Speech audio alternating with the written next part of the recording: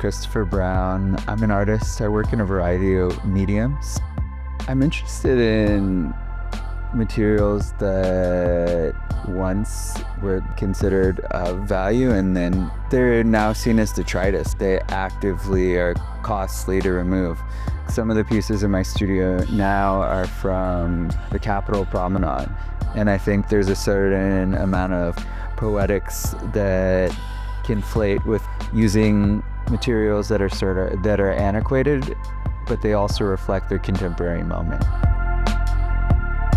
So I was collecting these pieces of clothing off the streets of LA, and I made different iterations where I would slip cast them in terracotta, porcelain.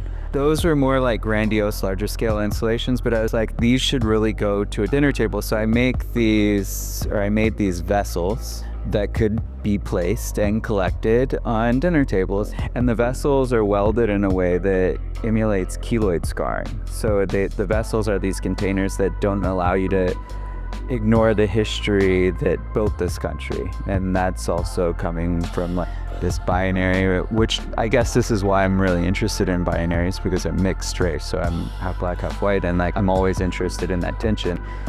In certain points in my life, I would go into a predominantly white environment, and other parts of my life, I'm going into a black environment. And those moments can be very short, where I'm just being dropped off from between my mom and dad.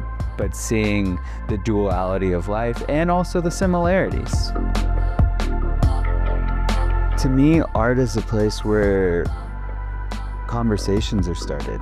Art can speak to narratives that maybe they're uncomfortable to either side of the equation, and you can be drawn to an object or the oeuvre of a sculpture that will manifest whether you want it to or not into your psyche.